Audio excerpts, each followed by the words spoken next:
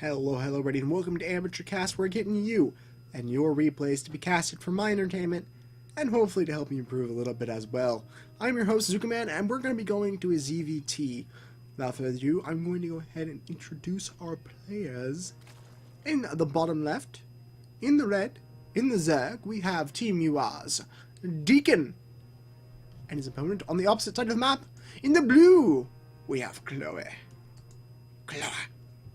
Oh goodness, that is enough of that accent. I don't even know exactly what I was going for, and I'm sure that it wasn't nearly as funny as I had heard it in my own head, so I apologize for that atrocity of a sound quality, I suppose, for lack of a better term. So before I really go into the matchup, there's something that I do want to address, because I do know that there might be some curiosity whatnot around it. First and foremost, yes, I am doing a different UI. This is the WCS, recent WCS streamer overlay sort of thing. I wanted to try out and see if I liked it, which there are some things that I like about it, and there are some things that I don't like about it, but I may or may not be continuing to use this. We're going to kind of find out how I feel like once I get this cast uploaded. Now, the other thing is that, as you may notice, I actually do not have a medium graphics on anymore. Why, ZookaMan, did you turn your medium graphics down? Well, I turned my medium graphics down for the primary reason of trying to get as close as I possibly can in tweaking my OB setting and tweaking my StarCraft settings and tweaking a lot of my other things to try and reach as close as I can to getting 60 frames per second at a fairly decent video quality.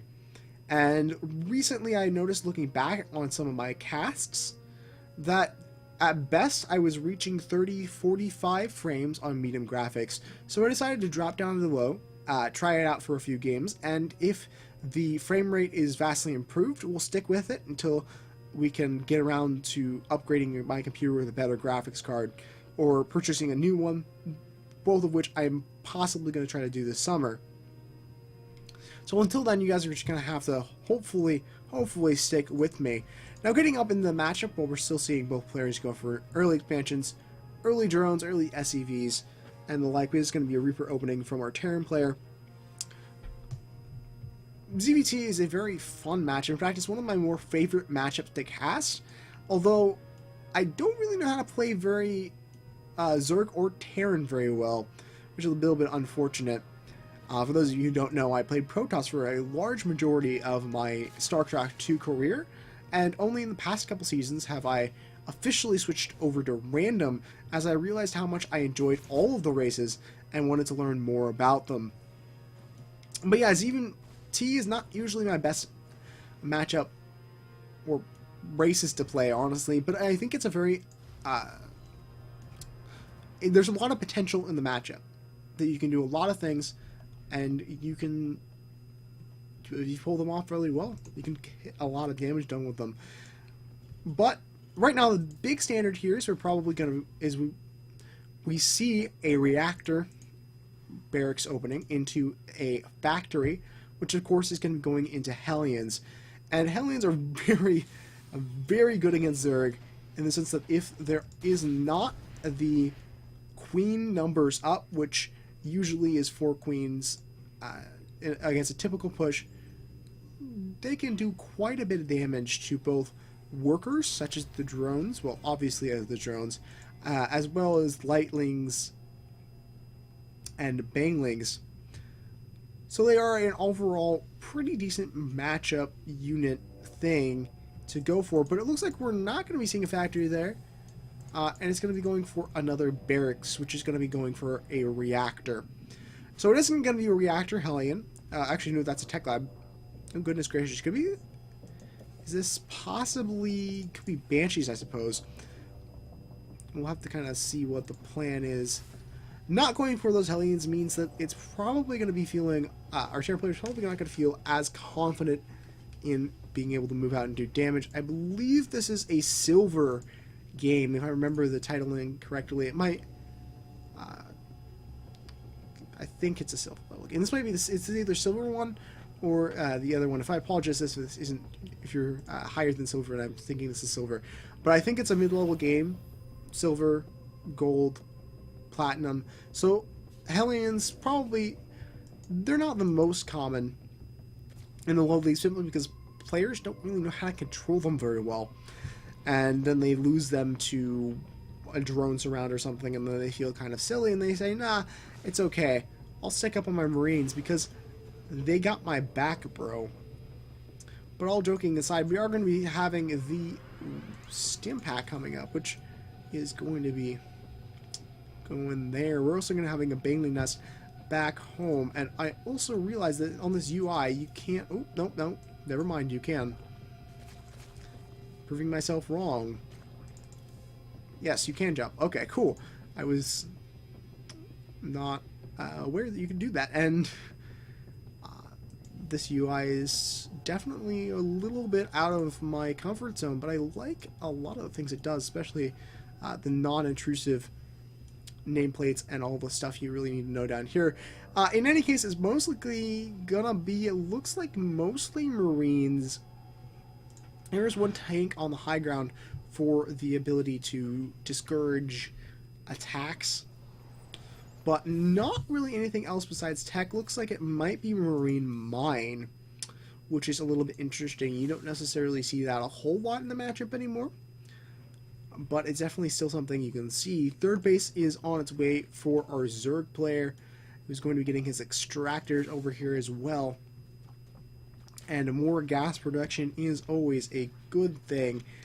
Looking at our mineral income, we do have a lead in our Zerg player by almost double in the gas count right now, which is going to kind of skyrocket as that third base starts to get saturated and gets a bit more income coming in. We do a lot of other stuff coming out here, 1-1, as well as burrow upgrades and centrifugal hooks. We also have our Spire coming out, pretty much in the standard way of doing Ling Bling Muta. Very, very safe, and a very, very good composition. Meanwhile, our Terran player is going to be moving out with a couple of Marines. Is going to run into Banglings, which is just kind of unfortunate. Only one siege tank right now, which is going to not do a whole lot, but definitely going to help out the Marines, as long as the Marines don't walk out of the target area.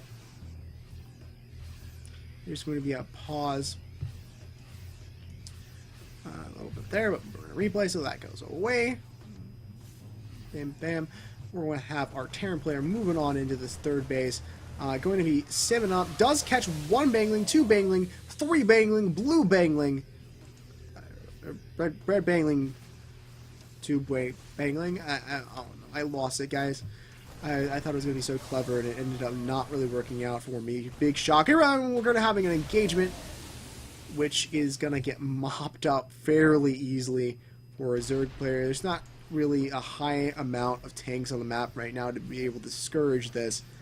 And with mutants coming out, that's going to be a bit awkward. Terran player is going to try to make things work here, but the Banglings are going to go on the tanks. Which means that there's not much support here from our Terran player. Besides these Widow Mines, and Widow Mines can only really shoot once in, I think, it's like 60 to 90 seconds, I think, is the recharge rate, which is not going to help against a large amount of Banglings or Zerglings if they're coming in streams. But, Terran player is going to be falling back. Gonna take a couple of Widow Mine shots. Terran player is gonna try to split on up, try to keep alive here, but not gonna be able to achieve that, I don't think. There is gonna be one more Widow Mine shot that's gonna take care of most of the Banglings over there. One medevac has been sacrificed through the gods of Zerg. Ooh, oh, that's gonna be shot down very quickly. So what do we kind of expect to see here? Well, +2 is on its way from our Terran player. Definitely like the idea of going into Marauders. I would like to see more either Widowmines or tanks to help deal with these Banglings, and maybe a couple of Thors to deal with a high immunity count. Although, that is not the plan from Deakon right now, but the thing about Zerg is that they are so easily able to remax onto another army. So having a couple of Thors in your army really doesn't hurt once you know that your opponent is going Ling Bling Muta. It hurts a bit if you're going to be seeing a Roach Hydra push or some sort of freak cheesy Nidus play or something. Then you might want to not worry about that, but Klohe is perfectly fine here. Looks like we're having an engagement here from Deakon. Deakon. Oh, Deakon gonna have actually a really good pickoff on those Widowmines. There's gonna be a future engagement here. Banglings are gonna be able to take out a wide majority of the army, but the rest are going to actually fall. We're gonna have another couple of Widowmine shots gonna be going up onto the Mutas, which were on top of the Medivacs, and now, well, those are going to get cleaned up, but a lot of SEV damage was sustained. And I'd like to say that our Zerg player kind of came out ahead.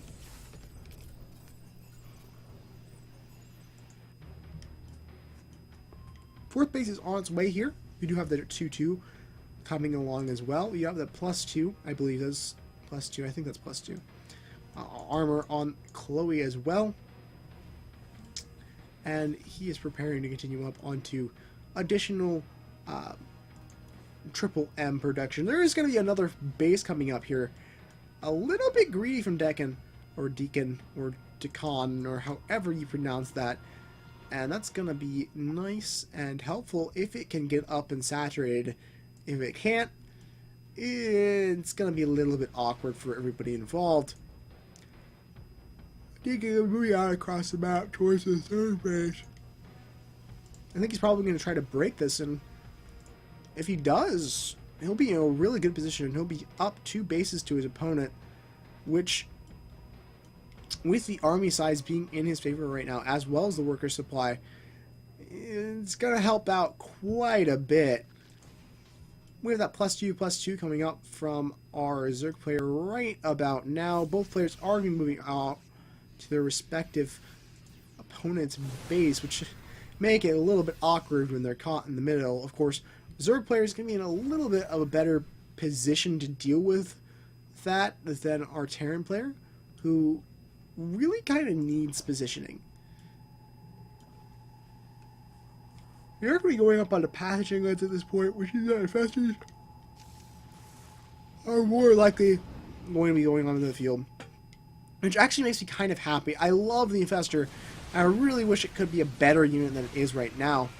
I'm not talking broken Wings of Liberty sense, but definitely could be a better item, or better, not better item. Goodness gracious, a better unit.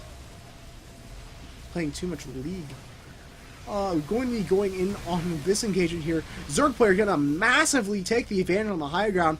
Terran player going to be finishing up all the units on the low ground. But here come the Banglings. Splits are going to have to be really good right now from our Terran player in order to be able to defend against this. And really, really good splits here from Klohe. And now going to be able to push on into this gold base and punish it. Lots of Lings are on their way out right now, but he doesn't really need Lings. He needs Banglings. So that's going to take a lot longer for him to prepare. Meanwhile, Klohe's moving on down to the 4th base, and that is in serious danger of falling here. He's going to go down, and all of these drones are going to call out on the way back up to that 3rd base. There is going to be a scan ahead, which is very, very nice idea. You always want to make sure you scan ahead. And then Klohe going to cut his losses and back up. He's going to have a really nice split here, but at the end of the day, there's just a bigger army here from Deakon who's actually going to be starting to clean up all of the... Oh, no, never mind. I completely missed the little clump up here in this corner that survived. And actually, Klohe doing a pretty good job of keeping up on his micro. Zerg player is going to try to defend against this, but he is down to 3 bases, which means not going to be able to get a lot of resources very shortly here. He did drop down a Ultralisk Cavern. I believe he canceled that. Oh, no, it just finished up. Okay, so we're having Ultralisks possibly pop out. In actuality, I'm not sure that that's actually going to happen. He's going to get away by shot. Splitting off his army enough so that the Banglings cannot just roll in. However, there is a lot of mutas in the sky right now. Deakon going to saying been hacking long, in which case I'm not too sure what I missed.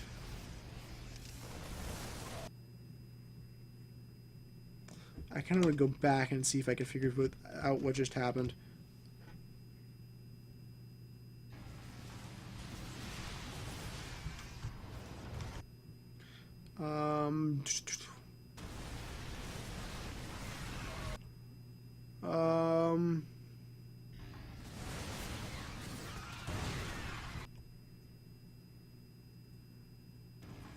Okay, I think this is back. This is right around where it's at. Scan going down here. Engagement. Zerg player is gonna take a lot of losses.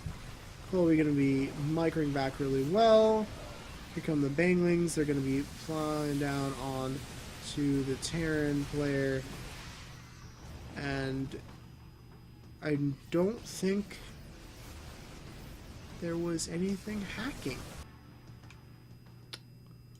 I may be wrong, but I don't really see exactly what the moment was that there was a hacking incident. But that's probably just because I'm dumb and I'm stupid and I miss a lot of that kind of stuff.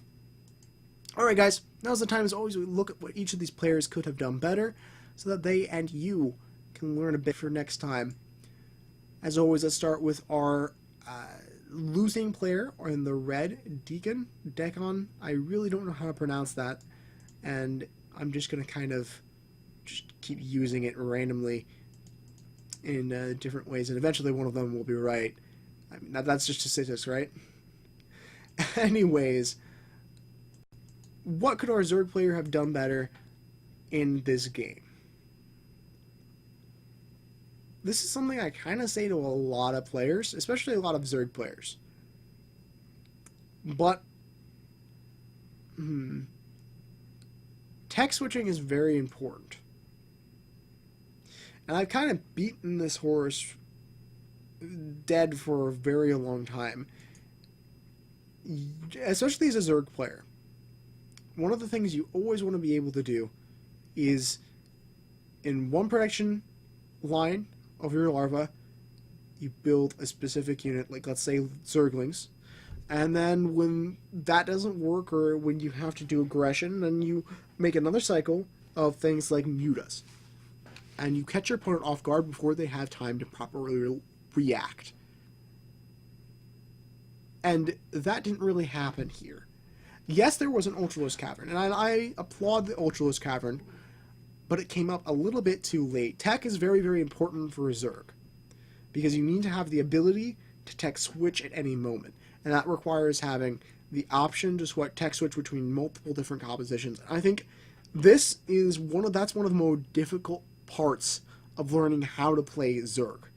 You need to know when you need to transition, you need to know what you need to transition to, and you need to know how to do it very, very quickly and catch your opponent off guard. I think that's the biggest thing here for Deakon. Tech. Tech is very, very important. As far as for Klohe, I love Bio as much as the Nice Guy. And Marine Marauder is very, very good. However, in this composition, I think that it's better, especially against a more Bangling-centric army, to go for a more Marauder-heavy style as opposed to a more Marine-heavy style. Yes, Marines are easier to produce, and you can produce 2 at a time with the reactors, but the the Marauders, as well as having that +3/+3, will just punch through a lot of that, and more important, will be able to survive a lot more. And especially in low-level games, that's going to be kind of a key, because you don't know how to micro very efficiently. And this is one of the reasons why, when I say players need to improve, I don't necessarily always look at the micro side.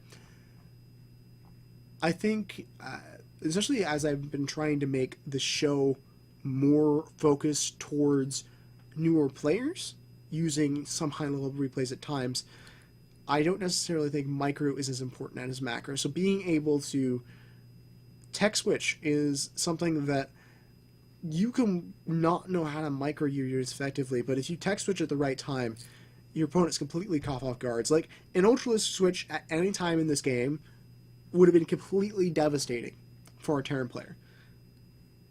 But unfortunately, that just didn't work out. Okay, guys, I do think that will be it for this one. Before I go, a few real quick announcements. If you like this cast, please comment, like, subscribe, and share. If you'd like to get your game casted by me, you can send a replay on over to ZookaMan900@gmail.com. Or if you'd like to just get a replay casted, and don't mind if it's me, check out the subreddit Cast It. Both will be in the description below. Definitely a good place to go check out. Good community of people, both casters and players. Great place, and I really can't praise it enough. So you need to go experience it and check it out for yourself. Besides that, I believe it's going to be it. So this is ZookaMan, and we'll see you on the next cast. Take care, guys.